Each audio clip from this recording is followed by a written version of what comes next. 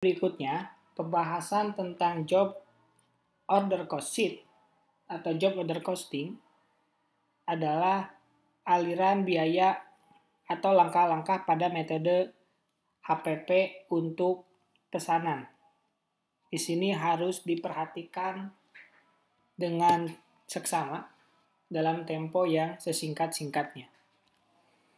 Ada 7 step dalam melakukan job costing.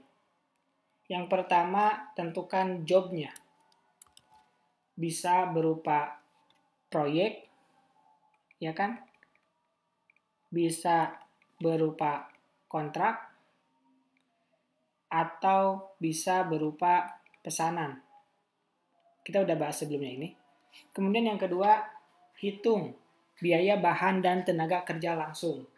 Kenapa step 2 ini langsung menghitung bahan baku dan tenaga kerja langsung? Karena tadi sudah disampaikan di awal bahwa manufacturing cost itu ada 3. Yang pertama DM, kedua DL, ketiga FOH. DM dan DL kita hitung dengan biaya sesungguhnya. Seperti itu. Untuk FOH kita pakai tarif di muka ya, tarif di muka atau predetermined rate.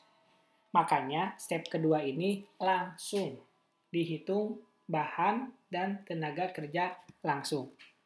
Yang ketiga, estimasi anggaran BOP. Yang keempat, dasar pembebanan BOP dan estimasinya. Kelima, hitung tarif BOP.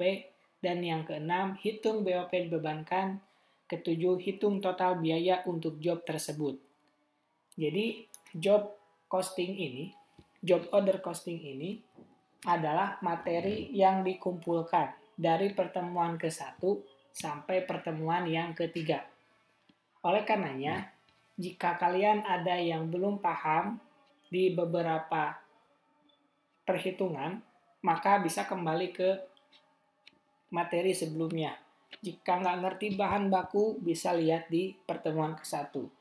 Jika nggak ngerti tenaga kerja, bisa lihat di pertemuan 2. Jika nggak ngerti BOP, dan ini yang biasanya terjadi, maka kembali ke pertemuan yang ketiga. Rekapannya ada, silahkan untuk dipelajari kembali. Kita lihat contoh penerapan dari 7 langkah tersebut. Katanya ada perusahaan menerima pesanan untuk membuat mesin khusus. Dikasih nama job 650. Step 1 gampang, diketahui di soal. Step yang kedua, diketahui di soal juga. 50.000, 19.000 diketahui di soal. Nggak usah ngitung. Yang ketiga, anggaran biaya overhead. Ini juga diketahui. Yang keempat, dasar pembebanan BOP jam mesin. Estimasi 2.480. Ini pun diketahui. Yang kelima, baru kita hitung, yaitu menghitung tarif BOP. Caranya gimana?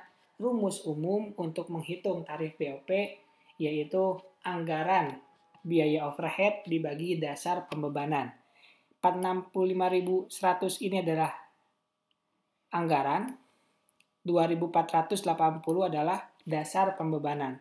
Dapat $26,25 per jam mesin.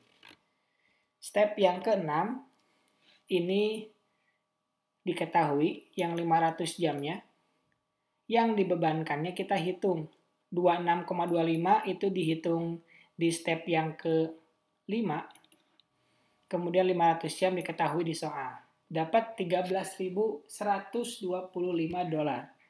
Step yang ke-7, kita mengumpulkan semua biaya tersebut.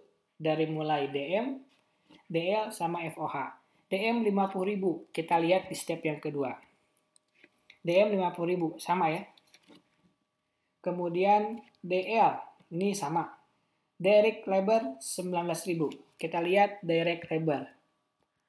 Sama juga 19.000, berarti sudah terkumpul bahan baku dan tenaga kerja langsung.